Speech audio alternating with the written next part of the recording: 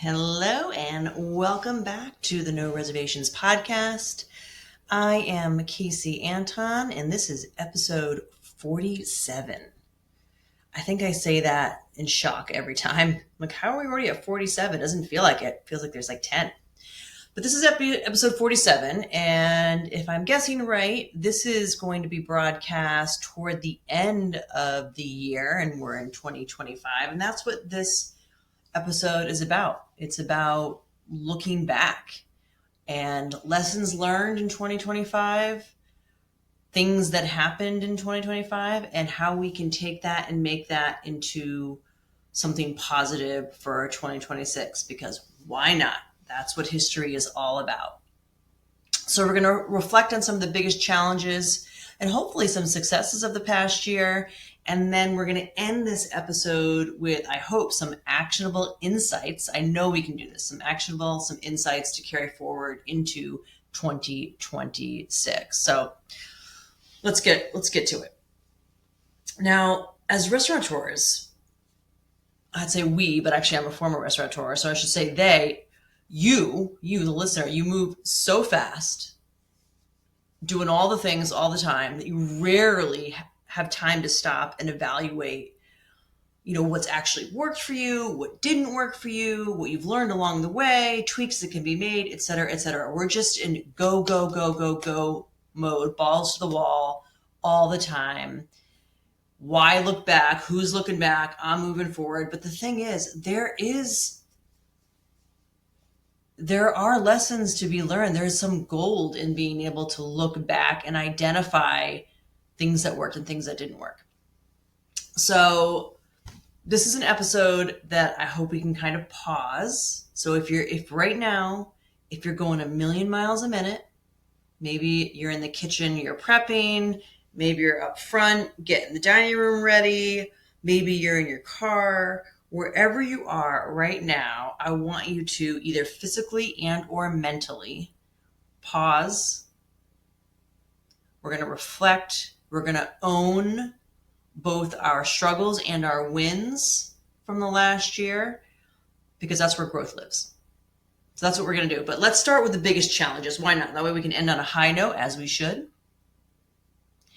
So biggest challenges that I have seen, not only from working with all of our restaurant clients here at Spark, but also, especially recently, in Q4 of this year, I have spent quite a bit of time traveling around, speaking with the New York Restaurant Association, at several events for the Massachusetts Restaurant Association, some private things that I've done, as well as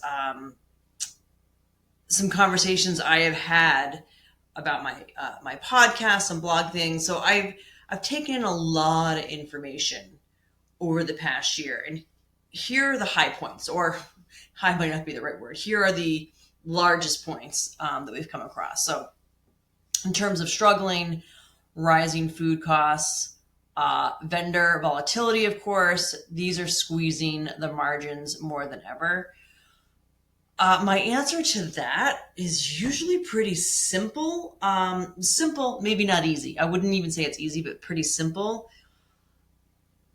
If you have a certain menu and you've noticed that the cost of the food that you serve on that menu has gone up, and you haven't been able to adjust the prices accordingly, then it's time to kind of restructure that menu. Because what else are you going to do? Here's what else you can do. You can get your vendors on the phone and try and beat them over pricing, but that works less and less these days. Unless you have multiple properties, multiple restaurants with them, then it might give you a little bit of leverage, but overall, it's not like it was, 15, 20 years ago when you could beat them up over price. So that's probably not an option for you. Or if you've already raised your prices, but it's still not helping, here's the thing I want to say about that. And I know I've said it before, but if you're going to raise prices, it should be done strategically and a bit aggressively. So here's what I mean by that. Strategically is, it shouldn't be like every other month, oh, shit, my food cost is in the tank. Let's raise prices. Oh, 6 weeks later, let's do it again. That is a recipe for disaster. That's going to piss people off. So if you're going to raise prices, I mean, I would do it maybe once or twice a year if it's on prices of things that you already sell. If you're changing menu items, then definitely, adjust the prices then and there. It's a new item. There's nothing to compare to. No one's going to remember what you charged for that salmon dish last year. Trust me, nobody is going to remember, or very few people, and that's not who you price for. Which leads me to my other point about pricing. Something I learned a long time ago and has held true is if about 10% or 1 in 10 people aren't complaining about your prices being too high, then they're not high enough. So in other words, you want there to be a little bit of pushback when you raise prices on something. And this is for any industry across the board. There should be pushback. Not a lot, not 50%. That would be, you went too far. 10% is pretty much the magical number. 1 in 10 people, maybe it's 7 or 8%. And in your industry, maybe it's 5%. I'm not sure. I'd say for restaurant industry, up to 10%, somewhere between 5 and 10% of your guests should mention, maybe even complain, or just mention that they noticed the prices went up. That's when you kind of know you went to the right place, or it is a indicator. It might not be the whole indicator, but it's an A indicator that went up. If nobody is even glancing at the prices, they didn't make any difference whatsoever, they didn't even know that you raised them, then your prices are too low. That's kind of a really good rule of thumb. And I am spending some time on this because this is a sticking point that I come across a lot when I'm talking with our restaurant clients when their food cost is an issue. And usually one of the first questions we go through is, okay, well, so when's the last time you raised prices? Oh, I raised it 6 months ago. Okay, so what'd you do? Oh, I went from $12.50 to $13. Okay. So that probably did almost nothing, depending on what it is. But overall, you're going to have to raise things by a couple of bucks and expect that 1 in 10 people might bark at you. And that's okay. That means you did the right thing. So, but you can't do that all the time. So being strategic just means, especially now, if you're listening to this and it's at year end, or maybe it's the beginning of 2026, or the beginning of the new year, if raising prices is on the table for you, meaning you haven't done it within the last few months, then really sit down, go through what needs to be raised. You'd want a couple of documents in front of you too. I think you're going to want, your menu mix. You want to know what your top sellers are, your middle sellers are, your lowest selling items, which maybe we can kick to the curb. I mean, you're going to want to know what that is, what people are buying, how much they're buying it, maybe what the reviews are, as much information as you can get about your menu. Then you want to make sure you have those top items completely food costed, and look at the data in the menu costing to make sure that you didn't miss anything, so you're not running the wrong cost on that item. There's a whole chapter in the book Profit First Restaurants about menu costing. We actually have the free tool. It's a menu cost calculator that's available on the Profit First for Restaurants website. So it's a very simple Excel sheet we made into a calculator, but it just kind of reminds you to plug in a value to every single item on that plate, so you don't skip over anything. To the salt and pepper used on, to season that piece of fish or that steak or whatever it is. Am I asking you to count every grain of salt? Nope, I am definitely not. I'm just saying assign a value to it. Figure it out. Maybe it's 10 cents, maybe it's 50 cents, maybe it's 25 cents. You can figure that out, but put a value to everything on the plate to make sure that you are including everything on that plate as part of your menu cost analysis, so you really know what things cost you. So once you have all this in front of you, your top sellers, your middle sellers, your worst sellers, the menu cost of each of those, then figure out where it makes sense to raise prices and by how much, so you're not sitting here 2 or 3 months from now going, oh, I really wish I could have raised those higher. Push the envelope, a little bit to a lot of it, somewhere in there, a middle bit. push the envelope. Okay, so that is how we address food costs. It's either you're going to beat up your vendors, and good luck with that, or you're going to raise your menu items, or you're going to redo your menu, because you need to have a food cost that works for you. And the same, of course, with beverage, liquor, wine, beer costs, coffee costs, etc. But we're not seeing a whole lot of issues there across our clients. As a matter of fact, as I sit here and I'm trying to think through all of our clients, I can't think of maybe one, and that's just because I think they didn't do their inventory, so the inventory was off. But overall, we're not really seeing that. Those prices have stayed kind of remained the same over the last couple of years. It is really in the food cost. The second issue that we're seeing a lot, of course, is labor issues, shortages here and there. I do think we're kind of coming out of that labor shortage. I do think that there are people who are available to work, who need to work. I don't know if I'd go as far as want to work, maybe. And to add to that, one of the MRA mini conferences I was at last week? I think it was last week. They had this fantastic attorney there. I wish I could say his name. I just can't remember it off the top of my head.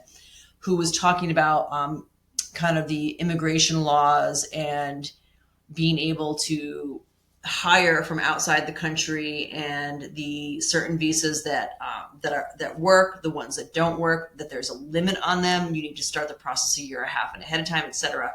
That's a topic for a different day. Maybe I can even get him on the podcast, because he had some really great information there. But that's also mainly for seasonal resort type towns where you absolutely have to bring in people from other countries.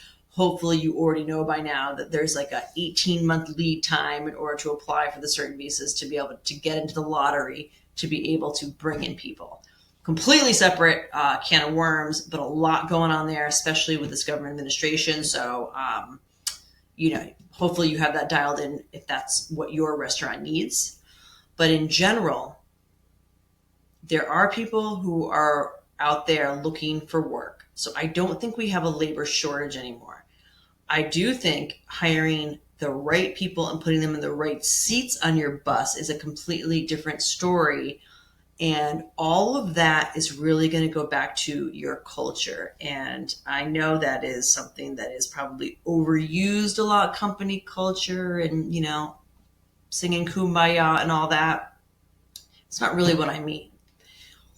Your restaurant, your business has a culture, whether or not you're the one instilling it, running it, vibing it, whatever, or not. It does have everything has a culture, so it does have one. Hopefully you're in somewhat of a control of it and you're steering it to where you want it to go for your vision. If not, then God knows where it is. So we want to grab a hold of your culture. And something that had come up at this MRA meeting that I think kind of captures what I'm trying to say here about labor being such a hot topic, such an issue. And I'm not saying that it's not, it is an issue. I'm just trying to offer ways to combat it, ways to make your lives easier. And that is when I was at this MRA conference and they were talking about how they need to bring in workers from, I think El Salvador is a big country that used to export a lot of workers. Now you can't get as many workers from there. And one of the restaurateurs at the conference just said, well, what is this administration going to do about the fact that we need people to come in and do the work like dishwashers and, and porters and certain prep cooks and things that we just, there's no way that any American is going to do that work, and we need that work done. So this lawyer agreed that he hears this all the time, and here's the process by which you have to apply for these visas. And by the way, it costs tens of thousands of dollars to do so. So in my head, I did not actually say this at the conference, although I kind of wanted to, but I don't feel like I know enough about the subject to say anything, so I didn't. But in my head, I was thinking, if you were planning on spending those thousands of dollars to get a visa, to go into a lottery, to hopefully be able to bring somebody up from a country where they will fulfill those roles, why not take that money or a part of it and do some type of TikTok marketing campaign where you just make dishwashing cool again. I know that's really simplifying it, but why not?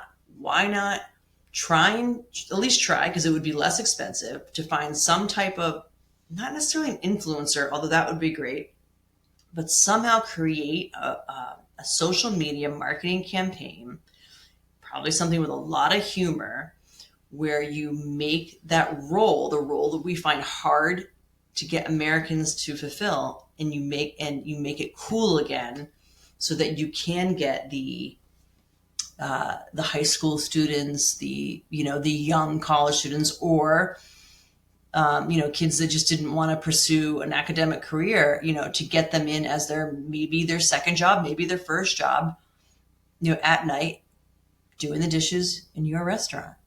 And I say this because I used to wash dishes. I mean, I know we're talking about a different time. That was over, well, God, it was a few decades ago.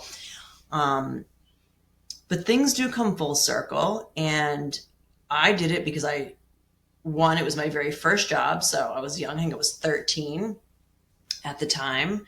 And I was hungry to make some money. So I would have done anything. Are there still kids out there today that are still looking for their first job? Yes. They're generally going to be freshmen or sophomores in high school. And there's not a lot of opportunities for them.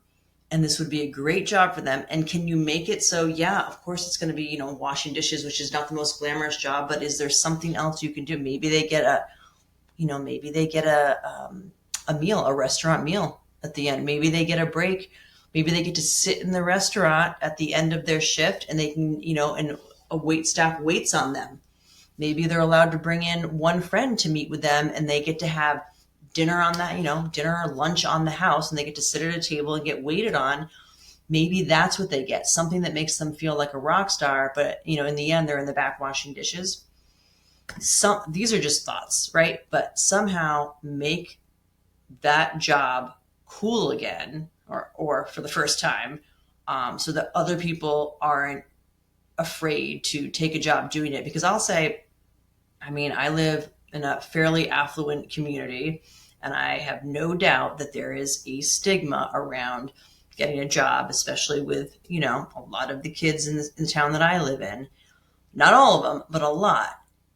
But if there was a TikTok that made it cool, that made it look like fun, you would have a lot more people willing to do it, because the stigma would start to mute itself. So that's my thought when it comes to labor shortages. I don't think there's a labor shortage. I think that we just have to kind of redefine what the roles are and make them a little bit more enticing to the labor pool that we have available. All right.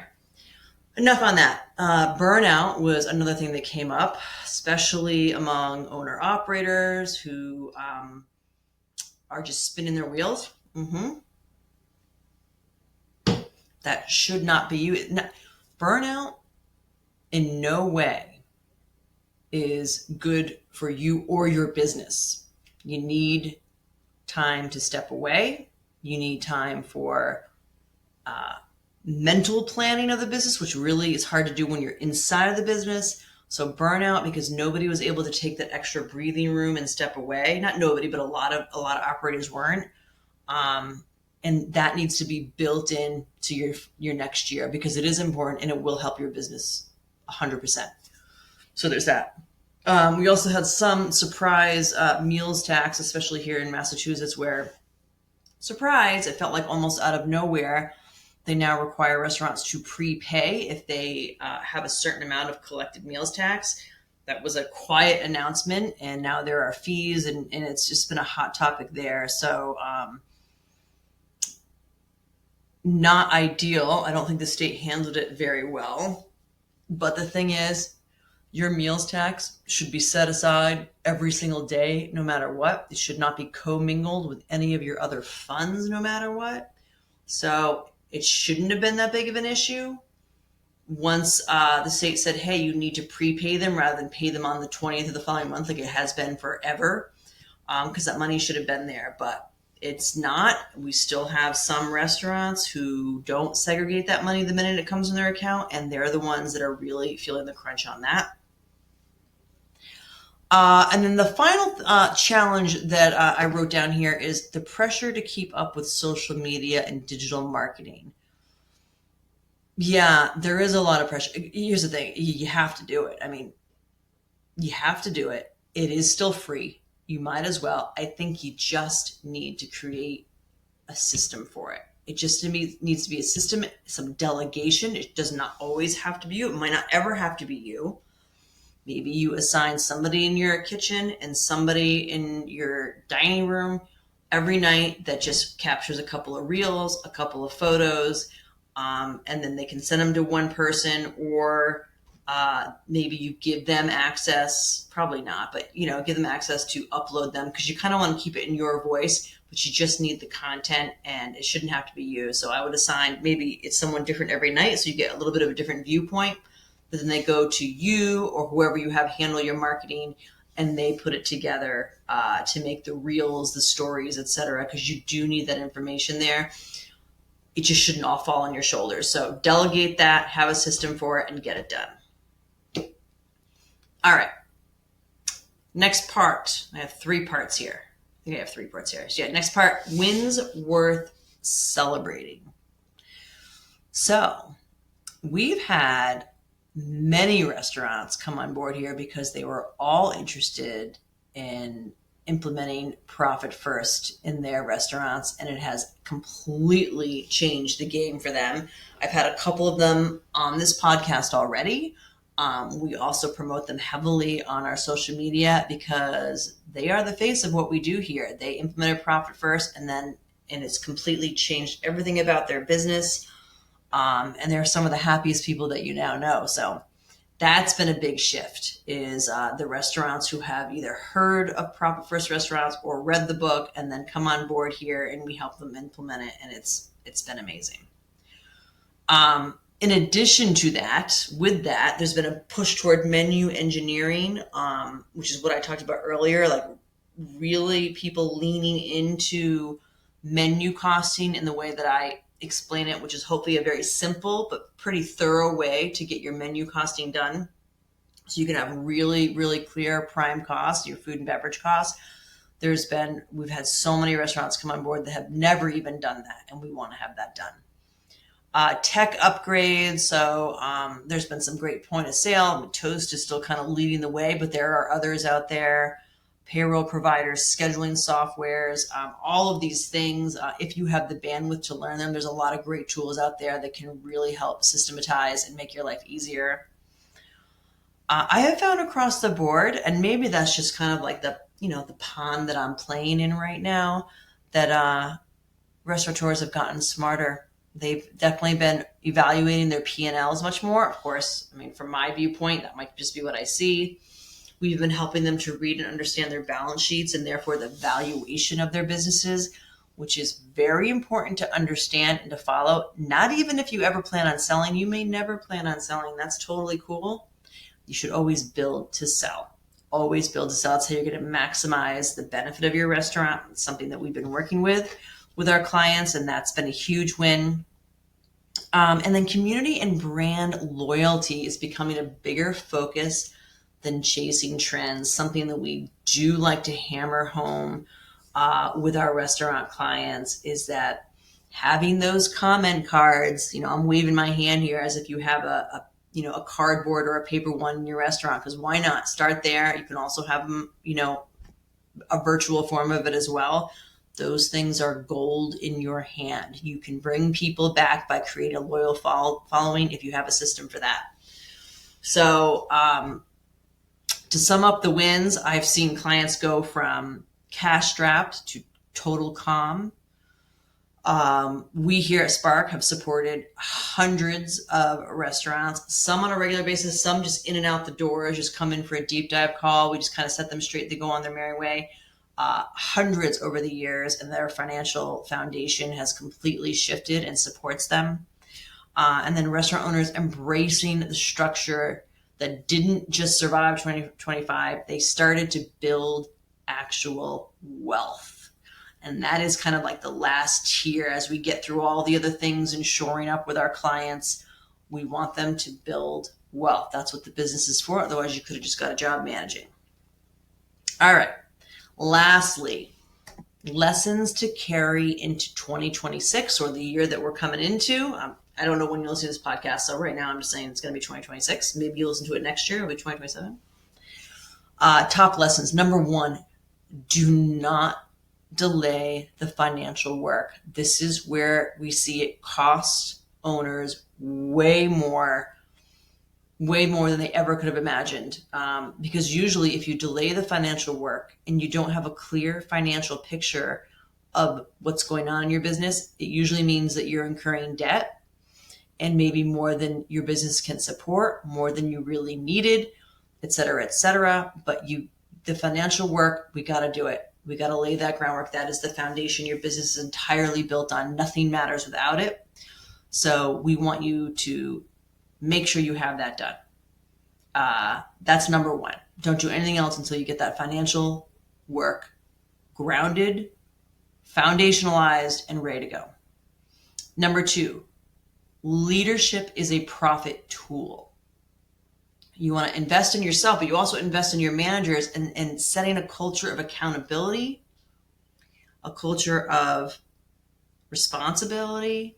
You want to be able to delegate, and you want this culture to really say something about you and your business, because that'll make more people want to work for you. They're going to work harder for you, which is then going to develop a great reputation for you. So you're going to be busier and busier and busier.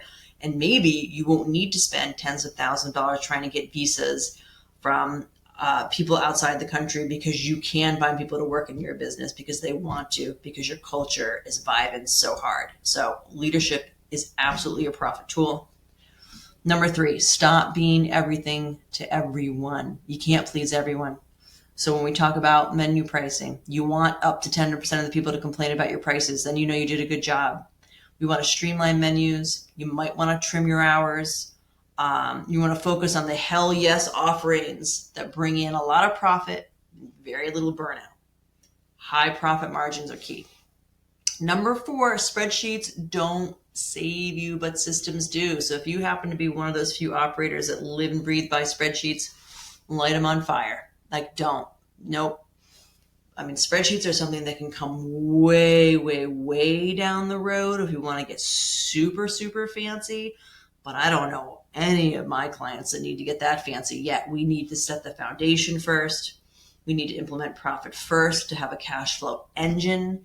We need to, and then when we do that, that's how we start to figure out what systems that we need, how we create our margins, how the owner gets paid, what you're going to do with that money, all those things.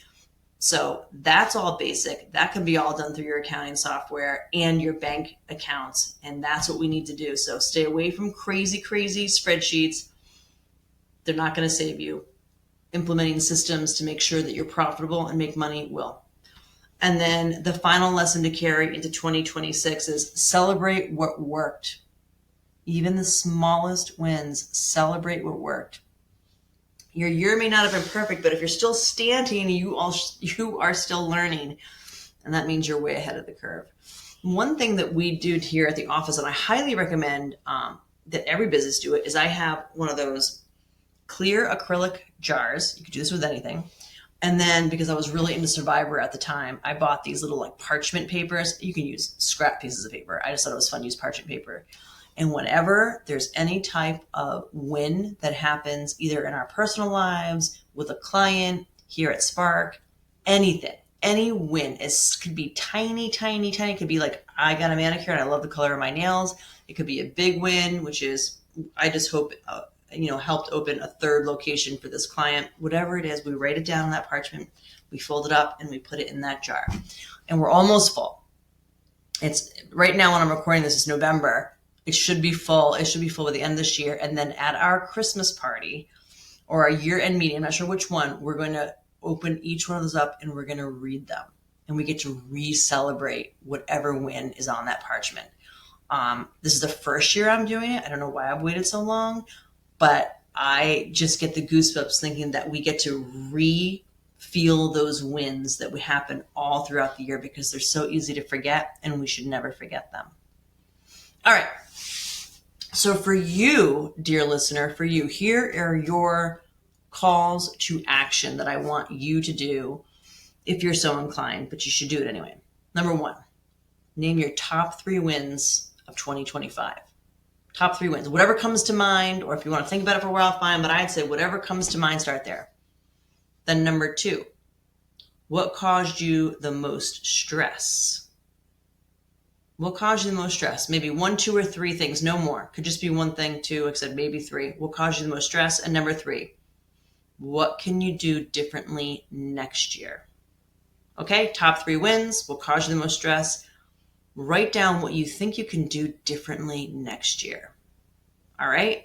If you need someone to bounce some ideas off of, you want someone to review your year end, your 2025 at a glance, you know where to find us. We're happy to do that. You can email me directly, or you can call the office. The best way is always email. You can do it through our website, or write to me at Kasey@sparkbusinessconsulting.com. Email me, and we can figure out getting on a call and helping you out there.